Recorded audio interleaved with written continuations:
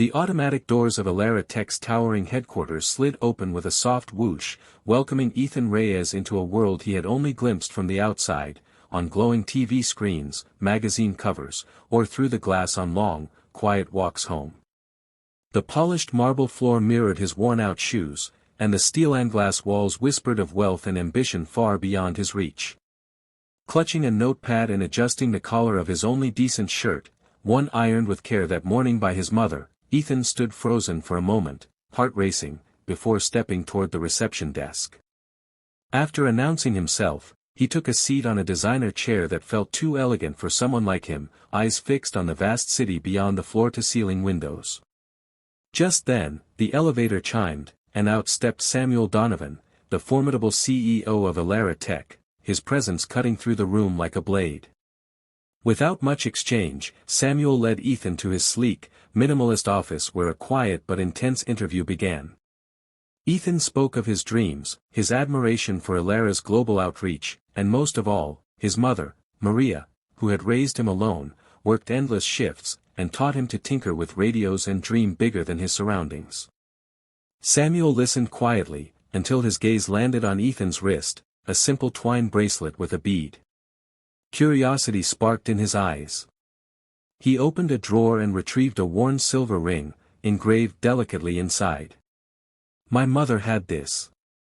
I lost it years ago," he said. Ethan leaned in, surprised. "My mom has one just like it," he replied. A silence fell. Samuel, visibly shaken, asked Ethan for a photo of his mother.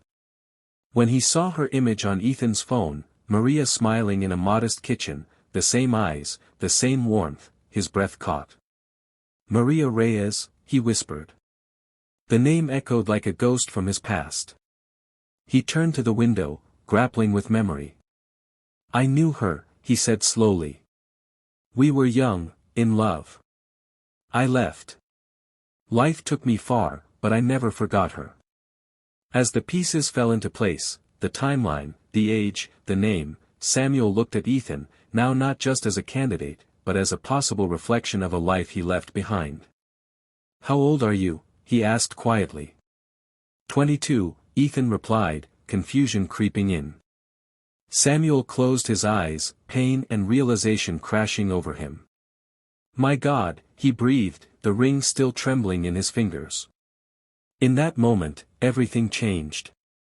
Samuel excused himself briefly, claiming he needed a moment. He stepped into the hallway, heart pounding, his polished composure cracking. His assistant noticed the change in him but said nothing.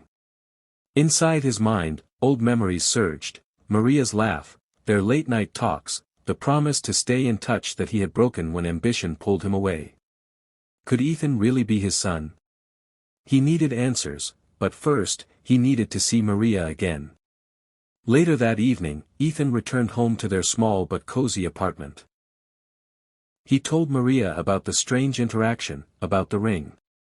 Her hands trembled as she gripped the photo he showed her.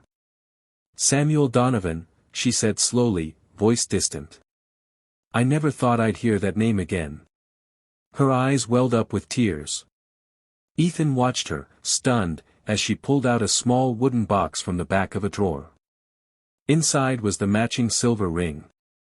The next morning, Samuel arrived unannounced at their doorstep. Maria opened the door and gasped, the years melting away in an instant. They stood face to face, two people who had aged, who had lived entire lives apart. Samuel stepped in, removed his hat, and said softly, "I believe we have a lot to talk about." What followed was hours of conversation, tears, and truth. Samuel listened to Maria recount raising Ethan on her own, the hardships, the joy, the loneliness.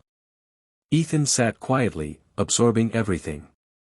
Samuel looked at him with a father's eyes now, eyes filled with regret but also wonder. The following week, Samuel invited Maria and Ethan to the Elara Tech annual gala. There, in front of a packed hall of employees, media, and partners, Samuel made a surprise announcement. He was launching the Maria Reyes Foundation, dedicated to supporting single mothers and underprivileged youth in tech education. He called Maria to the stage, and she stood, emotional and proud, beside her son. In the weeks that followed, Ethan was offered a full scholarship, a mentorship under Alara's top engineers, and the chance to lead a new community tech initiative. He poured his heart into it, not just as a career, but as a mission. Samuel remained close, making up for lost time not with grand gestures, but with presence, support, and care.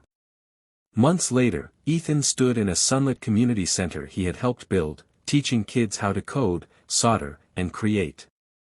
Maria watched from a bench nearby, smiling as Samuel sat beside her, both of them sharing a quiet joy.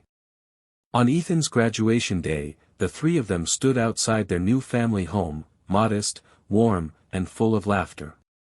The silver ring still rested on Maria's finger, and a matching one on Samuel's.